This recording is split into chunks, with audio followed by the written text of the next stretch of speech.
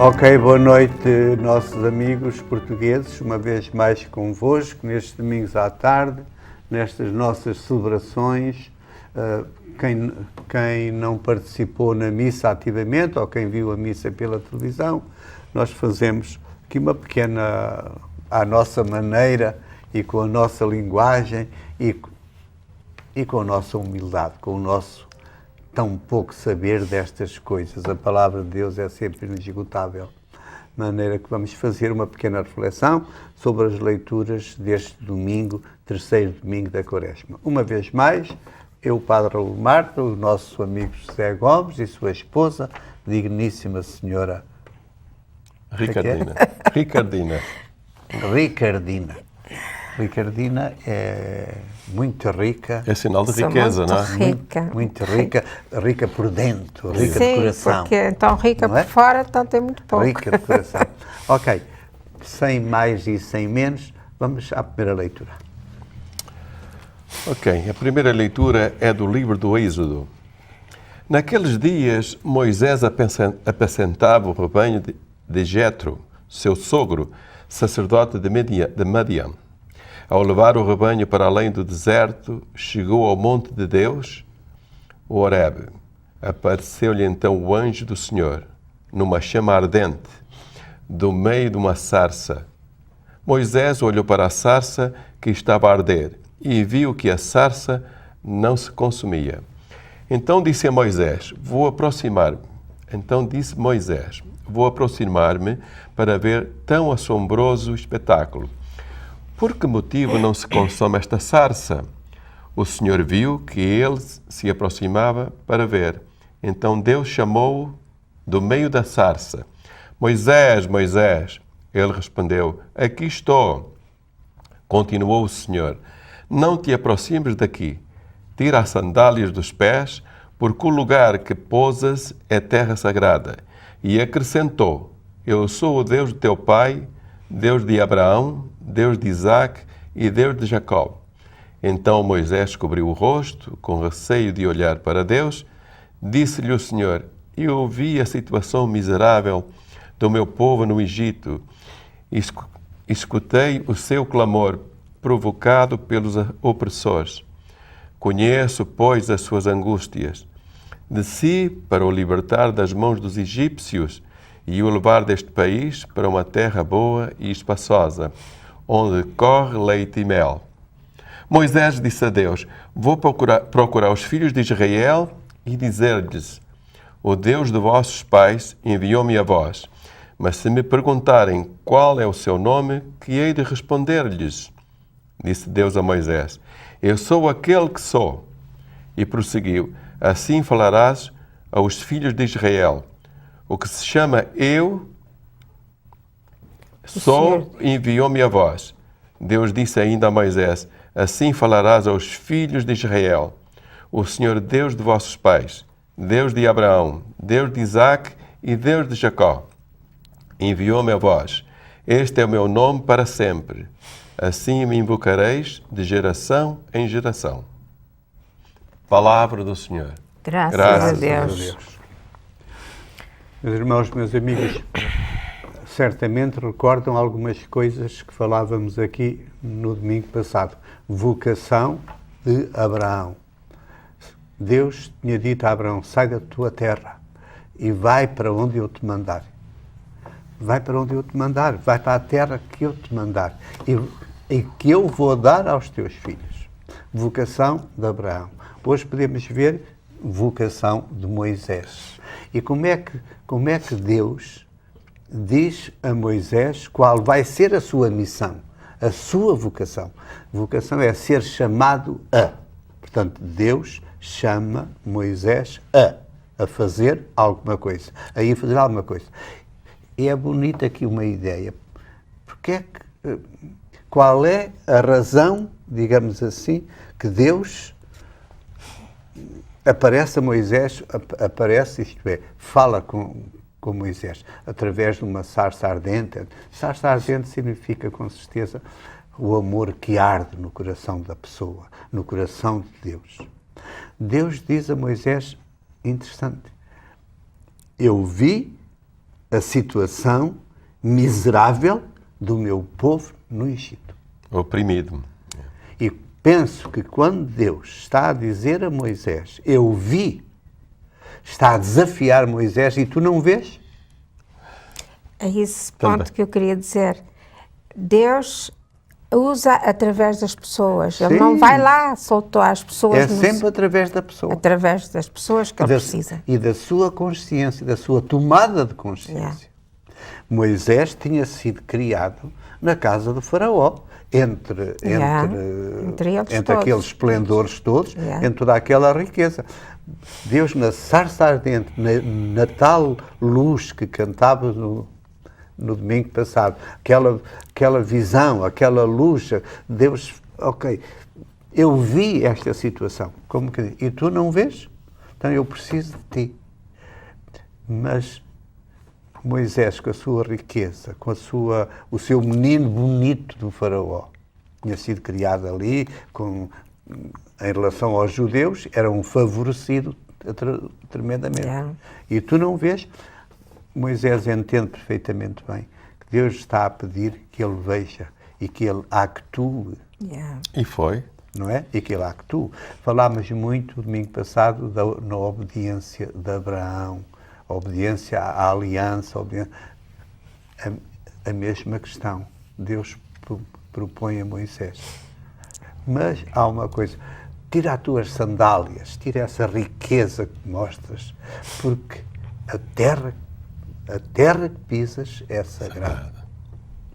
E ele levou 40 anos. O que é que isto quer dizer hoje, nos dias de hoje? O que é que isto quer dizer para nós, cristãos, filhos da Igreja, batizados em nome de Jesus Cristo, etc., com um Papa que temos à nossa frente, com o mundo que nós temos? É isso O que é que tudo isto quer dizer? O Papa está fazendo esse trabalho, a falar a respeito dos imigrantes, daqueles que vêm fora da sua terra, e que as pessoas aceitem e os ajudem, e o ambiente que está sendo estragado para as próximas gerações. Eu penso que o Papa está fazendo isso. Agora, nós na Igreja, em todas as igrejas do mundo inteiro, também devíamos estar a trabalhar, porque Deus usa-nos.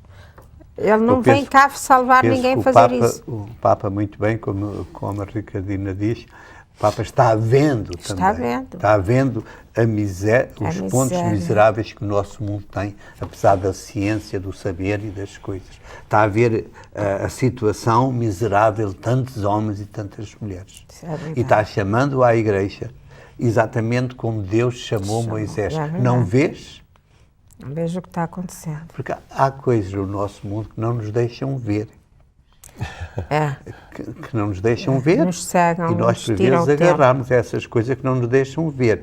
Há coisas que não nos deixam ver e, por vezes, nós também nos convém não ver. Não ver. É que está o problema. Também, mas também, no princípio, às vezes somos manipulados para não ver, não é? O povo manipula, porque, no caso, em certas áreas do mundo, as autoridades não deixam a pessoa se formar e ir mais à frente, que é para estarem sempre a mandar naquela gente, não é? Porque eles estão obscuros. Agora, na questão do Moisés, achei interessante que ele foi buscar o povo do Egito para atravessar o deserto, levou 40 anos, quando se podia em 3 meses só resolver o problema. Ele podia atravessar em 3 meses com aquele povo, levou 40. E a razão porquê? Essa é interessante. É porque os 40 anos foi para tirar o Egito dentro deles. Este aqui é interessante. Agarrados já. Geralmente, quando a gente sai da nossa terra, muitas das vezes, vamos para outro país. E os nossos filhos criam grandes problemas. Porque a gente sai de lá para uma vida melhor e nunca nos livramos da nossa terra. Né? Está aqui dentro. A mesma coisa foi que aconteceu com os egípcios.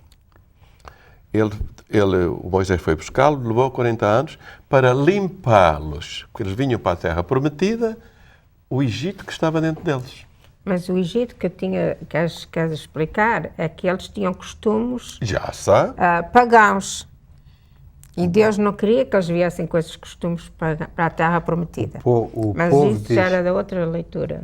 O chamado povo de Israel, o chamado povo da aliança com Abraão, os descendentes de Abraão, não estavam na terra prometida quando estavam no Egito. Pois não. É? Estavam muito longe da terra prometida. Estavam muito longe de uma situação de felicidade. estavam escravos, Escravos, a construir os palácios e Para o a faraó. cultura, a cultura, isto é, a agricultura, a trabalhar nos tijolos e nas coisas, ali como gente escravizada ao trabalho, estavam muito longe da terra prometida. Daí que vem a inspiração de Deus a Moisés. Vê lá se consegues agarrar nesta gente. Deus é sempre libertador da desgraça, Continua do pecado, Continua a de ser. tantas coisas. Há uma outra ideia bonita. Hoje o nosso mundo, olhando o nosso mundo, nossa gente, hoje vê-se mesmo politicamente, o mundo está preocupado com o ambiente. O próprio Papa escreveu uma das encíclicas sobre a nossa casa, a casa comum, chamando ao mundo, e fez um discurso tremendamente belo e bonito nas Nações Unidas, aqui na América, chamando que é preciso cuidar mais e melhor do nosso mundo, da nossa casa comum, do ambiente em que todos vivemos, etc, etc. O que é que o Papa está a dizer, se não o mesmo, ou no seguimento da palavra ou da conversa de Deus com Moisés? A terra que pisas é sagrada. Liberta-te das tuas sandálias, não te importes só com a riqueza, tu tens sandálias bonitas, enquanto o povo andava descalço, com os pés cheios de calos e de feridas, se calhar, e tu estás tão regalado, tão isto e tão aquilo. Tu és muito mais homem se fores capaz de limpar estas coisas à tua gente. Meus amigos, nós vamos um bocadinho e já voltamos, ok? Não se vão embora, que nós também não.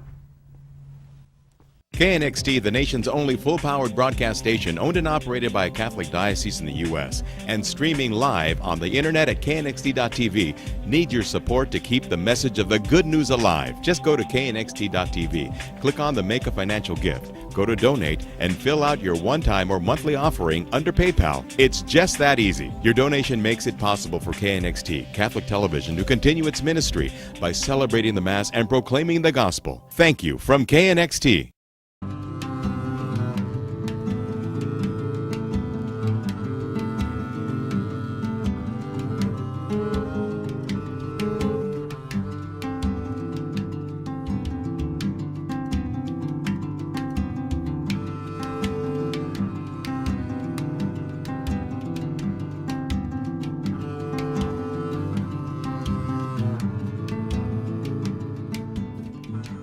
A Dream Limousine é uma empresa de limousines que coloca ao seu dispor todo o requinte e distinção que necessita para assinalar ocasiões especiais. A Dream Limousine conta com o profissionalismo e responsabilidade dos seus condutores para lhe proporcionar um dia especial. Além do inglês, os nossos condutores falam português, possibilitando uma melhor comunicação com os nossos clientes. Com a Dream Limousine, o seu dia especial será em grande estilo. Sedans, stretch limousines até 20 pessoas, party bus, serviço de aeroporto, proms, casamentos, quinceañero, suite 16s, night outs e excursões para prova de vinhos. Reserve 6 horas e terá a 7ª grátis. Dream Limousine a servir o Vale Central e a área da Bahia. Na Califórnia, telefone 1-800-998-9248 ou aceda à internet www.dreamlimo.net. Porque há sonhos que se podem realizar. Ok, meus amigos, como dissemos que já voltávamos, pois cá estamos outra vez a continuar a nossa reflexão sobre as leituras deste terceiro domingo da Quaresma. Estamos para aqueles que chegaram agora, como sabem, através do nosso canal A49, neste programa Nossa Fé e Nossa Vida, e a palavra de Deus é sempre isso mesmo. Ressalta a nossa fé e a nossa vida. Estávamos a comentar um bocadinho a primeira leitura deste domingo, com o episódio, ou com este fenómeno bonito da vocação de Moisés, da experiência de Moisés ao ouvir a palavra de Deus, ao ouvir Deus. E está-me a lembrar só num episódio, quando Moisés pede a Deus: e como é que tu te chamas? Deus não dá um nome, dá dá uma maneira de ser. Eu sou quem é. Eu sou aquele que é. Eu sou aquele que existe e que faz existir. Quando é a dizer, imaginemos que vós, ou eu, ou nós aqui, imaginemos que éramos povo do Egito, que estávamos no Egito, e escravizados, feitos escravos, etc, etc. E aqui às tantas, Deus chama alguém, chama um Moisés, um tal Moisés, ou um tal António, ou uma Joaquina, e diz, olá, a minha feliz-me a situação do meu povo. E a ti não está feliz, não tens pena. Vai lá e vê se consegues libertá-los e levá-los para outra terra. Olha, coisa parecida da América. Passa o mar lá para o outro lado e vai para o outro lado. O que é que muita gente, nos nossos imigrantes, hoje, quando percebem, olha, graças a Deus, eu estava na minha terra, eu tinha pouco trabalho, ou trabalhava muito e ganhava pouco, tinha dificuldades, tive a oportunidade de saltar do meu Egito pequeno, saltar para uma outra terra mais prometida, onde corre leite e mel, ou onde corria. Quando isso acontece, se nós formos pessoas de fé, o que é que fazemos? Se não rezar, dando graças, ou se não cantar alegremente as maravilhas, a misericórdia, o amor de Deus, etc. Cante para nós e cante para a nossa gente. Vamos lá. Este salmo bonito situado nesta questão, neste domingo. O Senhor é clemente e cheio de compaixão. O Senhor é clemente e cheio de compaixão. Bendiz, ó minha alma, o Senhor, e todo o meu ser, bendiga o seu nome santo. Bendiz, ó minha alma, o Senhor, e não esqueças nenhum dos seus benefícios. O Senhor é clemente e cheio de compaixão. Ele perdoa todos os teus pecados e cura as tuas enfermidades. Salva da morte a tua vida e coroa-te de graça e misericórdia. O Senhor é clemente e cheio de compaixão. O Senhor faz justiça e defende o direito de todos os oprimidos. Revelou a Moisés os seus caminhos e aos filhos de Israel os seus prodígios. O Senhor é clemente e cheio de compaixão. O Senhor é clemente e compassivo, paciente e cheio de bondade, como a distância da terra aos céus. Assim é grande a sua misericórdia para os que o temem. O Senhor é clemente e cheio de compaixão. Está aí. É único. E neste ano da misericórdia, É verdade. nós, a Igreja, estamos a celebrar, e oxalá que vós e eu e todos nós sejamos capazes de perceber, olhando a nossa vida, como de facto Deus é clemente e cheio de compaixão. É verdade. E isso é o que importa a vós e a mim e a nós, que compreendamos isto, que sejamos capazes de descobrir e sermos justos, voltarmos para Deus e dizermos, ó Deus, realmente tens sido clemente e cheio de compaixão comigo. Eu gostaria de A palavra de Deus há de ser escutada para ser vivida, a ver se somos capazes disso nesta Quaresma e neste ano santo da misericórdia. Algumas pessoas pediram para o senhor se pudesse explicar sobre o ano da misericórdia, mas eu sei que não vai ter tempo, porque agora tem o Evangelho. Assim, o que é que devem fazer? Muita gente que não vai à igreja, mas gostaria de fazer, mas talvez outra época. Pois, nas nossas missas, com certeza que vamos explicar um bocadinho isso, e já se explicou algumas coisas, mas o que se pretende é, dentro de certas linhas, como é que vamos viver o ano da misericórdia. Olha, meus amigos, não há outra maneira. Cumprir, melhor dito, fazer obras de misericórdia. O que é que são obras de misericórdia? Ai, não me digam que não sabem. mas se quiserem, recordam no nosso catecismo, há lá 8, nem menos, no estilo de dar comer a quem tem fome, dar beber a quem tem sede, vestir os nus, dar pousada aos peregrinos, fazer esmola, fazer o bem, amar. Visitar os doentes. Sem isso, foguete.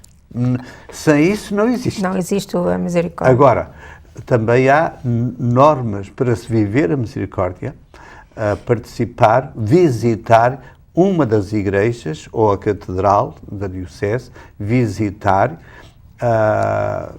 num espírito de arrependimento. Vamos falar um bocadinho no Evangelho, isto que é necessário. Portanto, visitarmos uma igreja que foi instituída pelo Bispo como porta da misericórdia, entrar nela. Não é preciso ir lá bater à porta que ela está aberta. Mas é preciso entrar como quem entra, resolvido a fazer alguns atos de misericórdia. Para quê? Para nos aproximarmos mais de Deus, de Jesus Cristo. Para sermos mais semelhantes a Jesus Cristo. A condição mais perfeita. Oração, penitência, conversão. A pessoa deve-se confessar os seus pecados, arrepender-se, visitar uma destas igrejas para ganhar, de facto, aquilo que a igreja promete na sua linguagem, porque Deus é que há de dar, é que há de prometer, mas uma linguagem. O Papa diz, se fizeres isto, de certeza que tens o perdão dos teus pecados, a indulgência plenária, que é o perdão dos nossos pecados, a tal penitência. A respeito disto, vamos ler o Evangelho. O senhor lê? O senhor lê? Ou eu leio? Não, o José lê, ou a Ricardina, um de vocês. Ok, então eu leio o Evangelho. Senão eu falo sozinho. Evangelho de Nosso Senhor Jesus Cristo, segundo São Lucas. Glória a vós, Senhor. Naquele tempo, vieram contar a Jesus que Pilatos mandara derramar o sangue de certos galileus juntamente com o das vítimas que imolavam. Jesus respondeu-lhes, julgais que, por terem sofrido tal castigo, esses galileus eram mais pecadores do que todos os outros galileus? Eu digo-vos que não. E se não vos arrependerdes, morrereis todos do mesmo modo. E aqueles 18 homens que a torre de Siloé, ao cair, atingiu e matou, julgais que eram mais culpados do que todos os outros habitantes de Jerusalém? Eu digo-vos que não. E se não vos arrependeres, morrereis todos de modo semelhante. Jesus disse então a seguinte parábola. Certo homem tinha uma figueira plantada na sua vinha. Foi procurar os frutos que nela houvesse, mas não os encontrou. Disse então ao vinhateiro, há 3 anos que venho procurar frutos nesta figueira e não os encontro. Deves cortá-la, porque há de estar ela a ocupar inutilmente a terra. Mas o vinhateiro respondeu-lhe, Senhor, deixa ficar ainda mais este ano, que eu, entretanto, vou cavar-lhe em volta e deitar-lhe adubo. Talvez venha a dar frutos. Se não der, mandá-la-ás cortar no próximo ano. Palavra da salvação. Glória a vós, Senhor. Olha, o texto do Evangelho tem, no fim, foram contar a Jesus, etc., que houve um desastre onde morreu muita gente, houve outro desastre numa outra terra, morreu muita gente, etc. É o quadro de São Lucas É um tal quadro, ou uma escrita, ou uma pintura que São Lucas faz para mostrar a importância da palavra, da parábola, digo. Portanto, no final do texto do Evangelho, está aí uma parábola que Jesus contou. Que parábola? Um homem tinha muitas figueiras, ou tinha uma figueira, e a figueira já estava lá a ocupar o terreno há tantos anos, e sempre que queria uns figuitos, nunca tinha figos. Mas é arrancá-la. O que é que isso quer dizer? Para nós hoje, olha, para mim, o que é que quer dizer? O filho da minha mãe é uma figueira na terra de Deus, que é o pai e o dono de todas as figueiras. E ai de mim, e ai de vós, figueiras que Deus criou e plantou na sua terra, no seu jardim, neste jardim que é o nosso planeta. E ai de nós se ele vem 1 ano, 2, e espera 3, 10, 20. Olha, a minha parte já cá cantam 76. Ai de mim se ele já passou por mim 76 anos e nunca viu nenhum figo maduro. Eu acho que já O deu. mal não é dele. O mal não é dele. O mal é meu e é vosso. E depois, eu penso que é este o significado da parábola. Yeah. Estamos no 3º domingo, temos que saltar um bocadinho porque já temos está no pouco tempo. É o 3º domingo da Quaresma. Já estamos no meio da Quaresma. Já estamos aqui no Ano Santo. O que é preciso? Fazer atos de misericórdia, arrepender-se dos seus pecados. Se não nos arrependemos, se não fazemos penitência, se não fazemos aquilo que dizíamos há bocadinho na tal questão do ano da misericórdia, se não fazemos, o Senhor passa 1 vez, 2 e 3 e tal. Às tantas tem vontade de cortar a figueira. Mas o Senhor ainda dá oportunidade de pôr alguma coisa ali, um adubo, para que ela venha a dar. Quer dizer, o cristão ainda tem a chance que a Igreja diz: vem, converte, arrepende, para que não aconteça. É preciso às vezes podar a figueira, ou regá-la, ou não pôr água demais, como enfim, porque a figueira está na tal terra sagrada onde Deus nos colocou. E às vezes nós homens pensamos que a terra é nossa, é minha. Nós, indivíduos, e nós, nações. Pomos até às vezes grandes muralhas, grandes fronteiras, etc. Nada é nosso, tudo é de Deus. Se não nos arrependemos, se não fazemos isto ou aquilo, se não cortamos, como é que cortamos a figueira que nós somos? Sacramentos, arrependimento, confissão, Eucaristia, reconhecer que somos pecadores, não sermos soberbos. Quem é que de nós não é pecador? Quem é que de nós pensa que somos santos, somos os maiores do mundo, a mim ninguém manda, etc. Somos às vezes cheios de soberba e de vaidade, hipocrisia, e etc. Somos puras figueiras de Deus, meus amigos. E precisamos já estamos no 3º domingo da Quaresma, já estamos quase ao meio não, mas uma 4ª parte do ano da misericórdia. Já fizemos alguma coisa? Vêm as confissões, vêm as orações penitenciais, não se esqueçam. E oxalá que a nossa pequena leitura que fizemos e a reflexão sirva para abrirmos todos os nossos olhos. Que Deus vos abençoe, vos dê coragem à tal fidelidade e amor.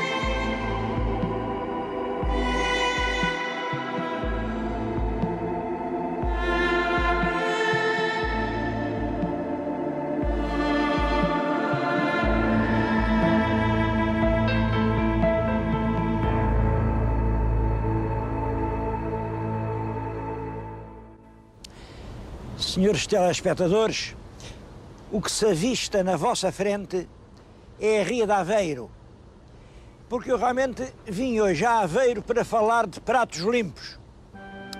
Claro que pratos limpos, eu quero falar em cerâmica, porque durante muito tempo Aveiro era uma espécie de capital da cerâmica portuguesa. É claro, agora já não é. Já não há oleiros, já ninguém quer trabalhar com as mãos. É claro que também já ninguém quer trabalhar com os braços. Também já ninguém quer trabalhar com os músculos. Também já ninguém quer trabalhar com coisa nenhuma. Mas antes de lhes falar da cerâmica, eu não queria deixar de fazer uma muito pequena história de Aveiro. Porque a história de Aveiro tem uma originalidade única. É uma cidade com uma história realmente única em Portugal. Bom, a história é esta. Aveiro nasceu do rio Voga. O Voga nasce aqui numa serra que não é longe, mas antes de chegar ao mar, espraia-se na Ria de Aveiro. Porquê? Bom, a história realmente esta é que, a partir de uma certa altura, que eu não sei ao certo qual foi, nem ninguém sabe, mas enfim, já nos tempos históricos, foi-se formando aqui uma grande restinga de areia. É claro, o rio passava para o mar, arranjava sempre a passagem, mas fertilizava a terra. Eram terras novas, terras que o rio conquistava ao mar e, portanto, terras sem dono, terras sem senhor. Qualquer homem ávido de liberdade chegava aqui, fazia a sua cabana, tinha o seu palmo de terra. É certo que era uma terra que não prestava para nada, eram areais, mas tinha o moliço da ria, apanhava o moliço, fertilizava a terra, secava a salina, tinha o peixe. E nasceu assim, rapidamente, um conjunto de pequenas povoações de homens livres, cuja capital era Aveiro. Simplesmente deu-se isto. Esta restinga continuou a engrossar, a solidificar e a certa altura fechou de todo. Reparem, agora o rio vai correndo para um sítio, mas não passa para o mar. O que é que acontece quando um curso de água chega a um vaso que não tem saída? Naturalmente que vai subindo, subindo de nível, ano após ano, cresce, é mais 1 centímetro, é mais 1 palmo, é mais 1 metro. Quando se chegou ao século XVIII, os campos estavam outra vez alagados. As salinas tinham desaparecido. As pequenas hortas já não davam nada. E, sobretudo, nos grandes pântanos cresciam nuvens de mosquitos que transmitiam a malária e a população, pouco a pouco, estava a morrer. Devo dizer que Aveiro, que chegou a ter perto de 15 mil habitantes, nesta fase de que eu lhes falo, não passava dos 4 mil. Era pouco mais que uma aldeia agonizante, exatamente na altura em que o Marquês de Pombal a promoveu a cidade. Bom, mas os aveirenses, os engenheiros portugueses, com a ajuda de alguns franceses, lutaram energicamente, conseguiram escavar aqui um forte canal e chegaram a rasgar na restinga um ponto para onde as águas represadas do Voga desceram outra vez para o mar. O nível das águas lentamente foi descendo, as terras voltaram a dar pão, as salinas voltaram a dar sol. Aqui deste sítio em que eu estou, que é o prédio mais alto de Aveiro, nos dias claros, avista-se claramente esse percurso. Bom, mas hoje não é um dia claro e eu vou propor-lhes uma coisa. Vamos meter-nos numa lancha e vamos até lá.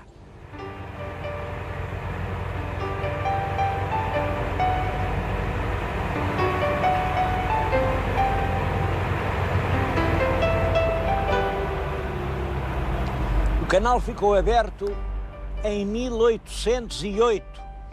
Nesse ano, já os pescadores puderam outra vez ir para o mar. E eles iam até longe. Esta barra que se vê na nossa frente, aquele farolzinho verde, marca exatamente onde acaba o Voga e começa o Atlântico. Por aquela barra saíram inúmeras frotas de bacalhoeiros. Esta gente de Aveiro ia até à Terra Nova, pescavam, traziam, secavam, salgavam com o sal das salinas. Eu acho que se pode dizer que os portugueses devem a Aveiro este gosto que nunca perderam pelo bacalhau. Bom, depois disso, houve vários outros fatores de crescimento.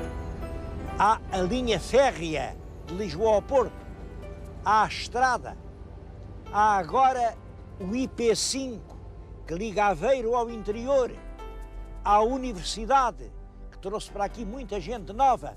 Bom, e há também um novo porto comercial. Deposita-se muita esperança no porto comercial. Ele, por enquanto, ainda não está ligado ao caminho de ferro. Vamos a ver, é mais uma esperança.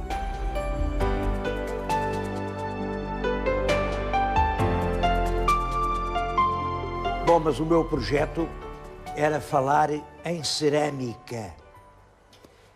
E quando se fala em cerâmica, naturalmente, levanta-se logo esta pergunta. Como seria a cerâmica dos primeiros homens? Eu acho que só pode haver uma resposta. Não era nenhuma. Os primeiros homens não tinham cerâmica. A cerâmica só aparece quando os homens sentem a necessidade de guardar os alimentos. Quer dizer, há uma altura em que há fartura, há outras em que há fome, e eles começam a sentir a necessidade de guardar quando têm para as ocasiões em que não têm. Isso faz pensar que as primeiras vasilhas para guardar alimentos surgiram quando os homens se estabilizaram, quer dizer, quando já no Neolítico, já na passagem para a Idade dos Metais, aqui em Portugal pode dizer-se 10.000 anos, 12.000 anos, que nascem as primeiras aldeias e os homens guardam os seus alimentos. E guardam onde? Bom, porque uma vasilha pode ser feita de várias coisas. Ainda hoje, como vocês sabem, há vasilhas de madeira. Se entrarmos aí num armazém de vinhos, as grandes vasilhas são todas de madeira.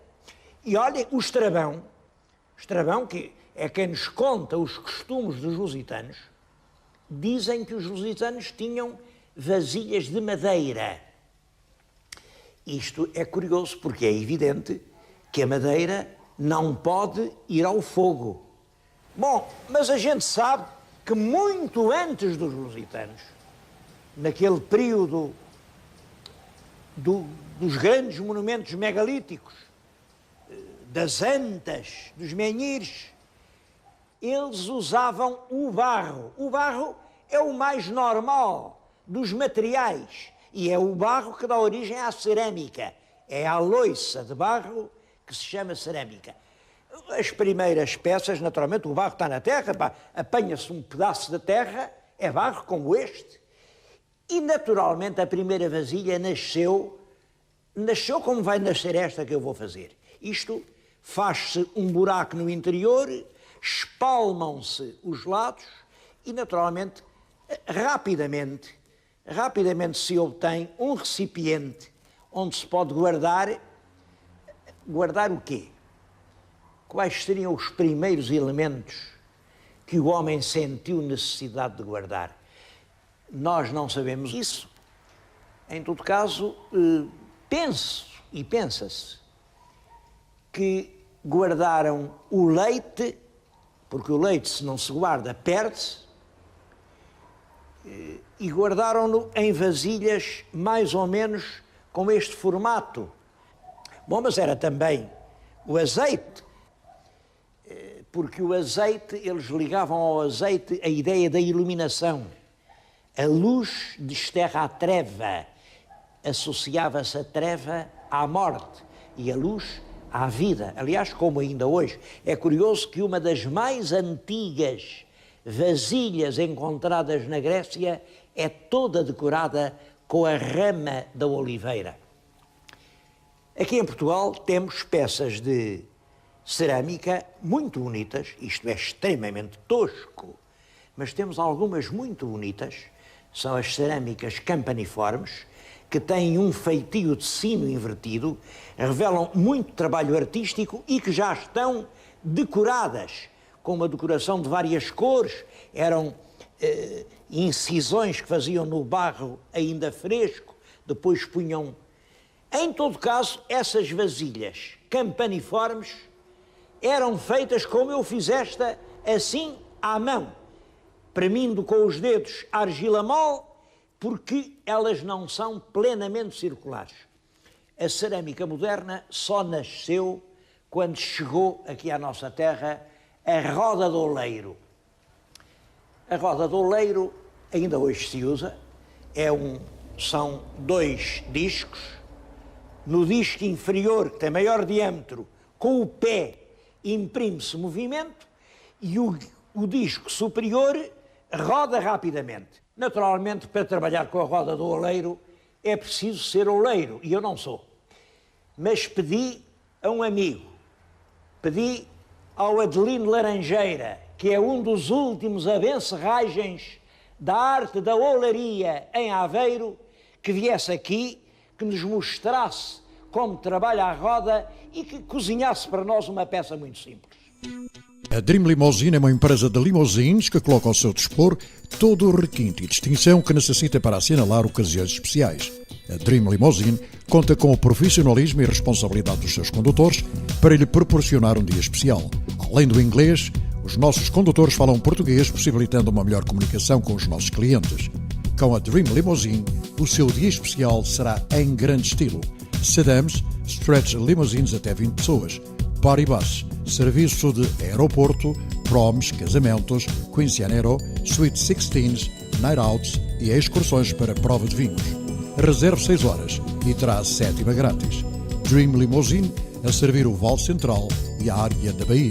Na Califórnia, telefone 1-800-998-9248 ou aceda à internet www.dreamlimo.net. Porque há sonhos que se podem realizar.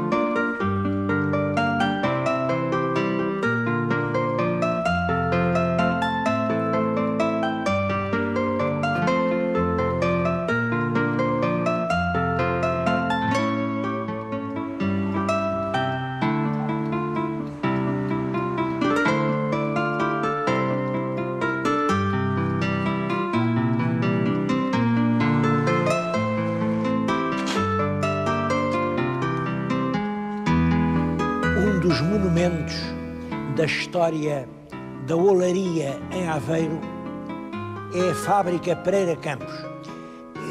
As pessoas da minha idade lembram-se quando viajavam de Lisboa para o Porto, de Aveiro, pouco mais viam que uma enorme fábrica de tijolo com muitas janelas, era a Pereira Campos.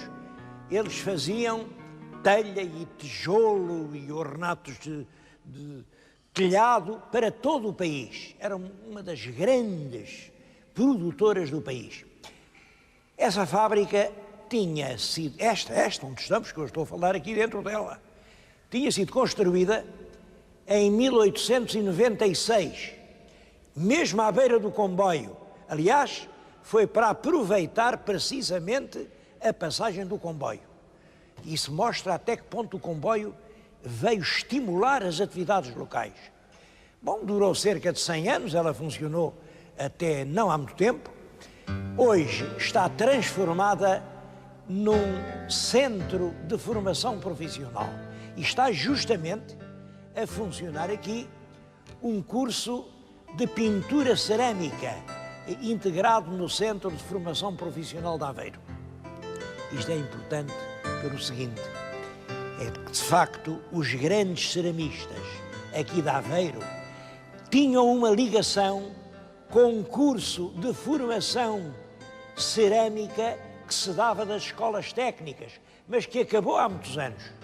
Toda essa gente que passou por esses cursos arranjou bons empregos, realizou a sua vocação, fez na vida aquilo que gostava e produziu riqueza para si e para os outros. Depois acabaram os cursos, acabaram os ceramistas e, acabando a cerâmica, agora está-se outra vez a ver que fazia falta este curso, embora não seja, enfim, dentro de uma escola do aparelho escolar nacional, como eu acho que devia ser, mas, enfim, num centro de formação profissional, continua a formar ceramistas. Está aqui a correr um curso de pintura, vejam os jovens artistas que são admitidos aqui, depois de uma seleção no centro de trabalho, são admitidos aqui, têm aqui um curso que faz deles verdadeiros artistas neste ramo. Cada um está debruçado sobre o seu trabalho, a tentar, enfim, aprender. O curso dura 14 meses, depois tem mais 3 meses de estágio, mas há uma coisa que esta gente sabe, é que não vai ficar no desemprego. Quando acabarem os cursos, ninguém lhes dá um canudo de licenciado, nem de doutor, nem de bacharel. São ceramistas, são pintores de azulejo e têm um emprego garantido.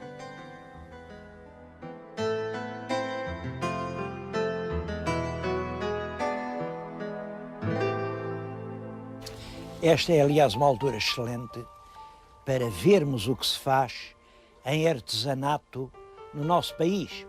Eu agora estou na Feira de Março.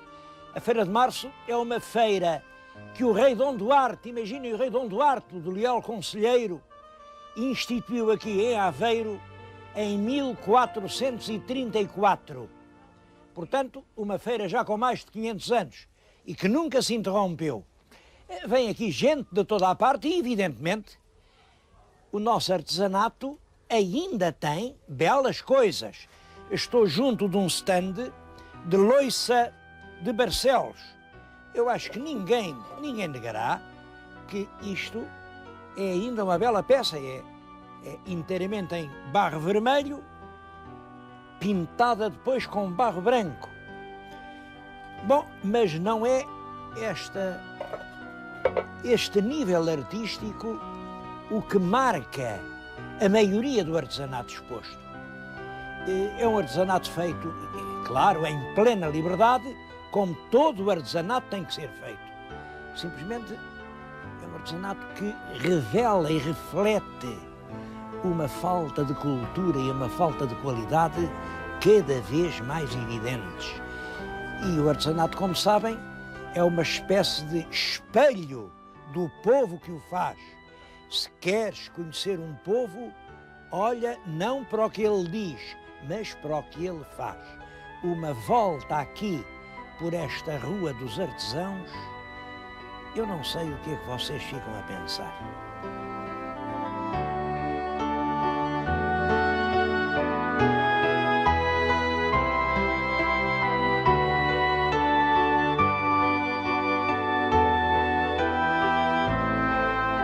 Bom, mas é claro que também há artesanato de qualidade. Embora não seja a regra, mas há artesanato de uma alta qualidade. Eu, por causa disso, vim aqui a um museu que fica na região de Aveiro, mas logo que entro no museu, deparo com uma curiosidade que acho que é uma coisa única. Em nenhum outro museu de história militar portuguesa há uma peça destas. É uma bandeira, como vê a bandeira monárquica, que diz, tem a coroa real, Rainha e Constituição de 1838. Mas se virem bem, e esta parte, 1838, está cozida de cima de uma outra coisa. O que lá estava debaixo era 23 de setembro de 1822. Isto quer dizer só o seguinte: é uma bandeira feita depois da Revolução de Setembro, porque quando a rainha Dona Maria II é aclamada, é a rainha e a Carta Constitucional. Mas a ala mais radical do liberalismo faz a Revolução de Setembro e diz: qual carta, qual história mas é a nossa Constituição Democrática de 23 de setembro de 1822. E, portanto, esta bandeira começa por ser uma bandeira do setembrismo, dos homens da Revolução de Setembro. Viu-se, não tardou muito a ver-se, que a tal Constituição de 22 era um bocado pouco ajustada à verdade do país e fez-se uma outra. Fez-se a tal Constituição de 38, de 1838. Mas esta Constituição de 38 pouco durou. Veio o Costa Cabral, que não gostava de Constituições. O Costa Cabral repõe a Carta em vigor, a Carta Constitucional. É claro que isso vem a originar uma guerra civil, a patuleia, e são os homens da patuleia que andam com esta bandeira, Rainha e Constituição de 38. Curioso que o homem que mandou fazer a bandeira, ou que fizeram, olha, parece que isto é bordada pelas filhas dele, era o dono da indústria a que se refere este museu. É muito importante que era um homem prático que não fez só a bandeira. Fez a bandeira, mandou comprar espingardas que estão além e mais.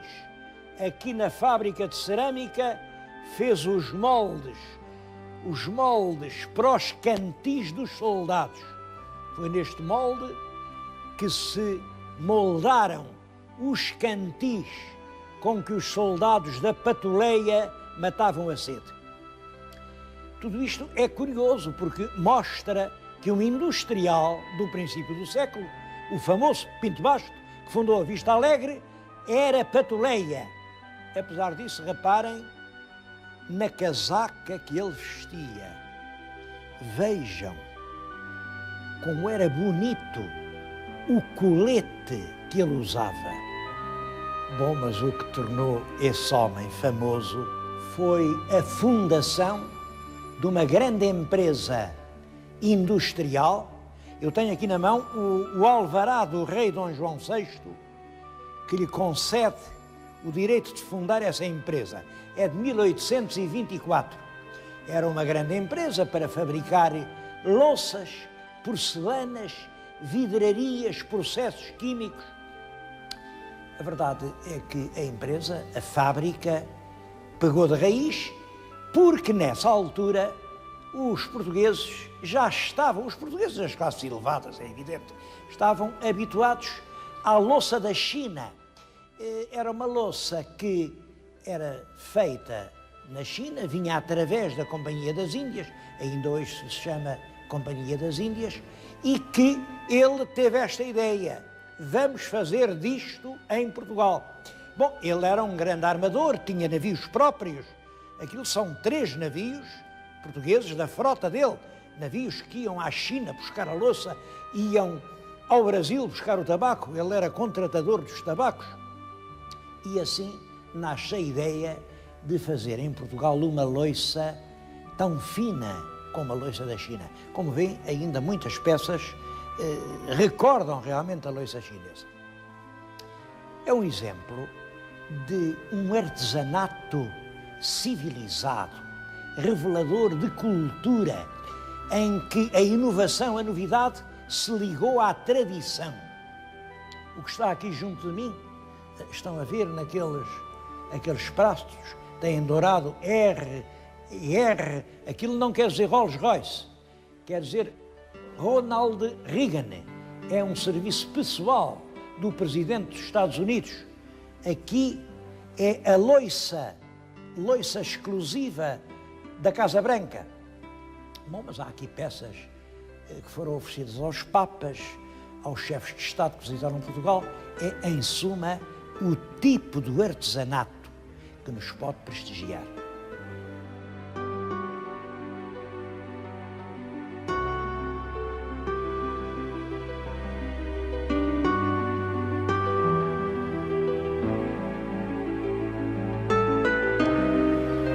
O programa chamava-se Em Pratos Limpos.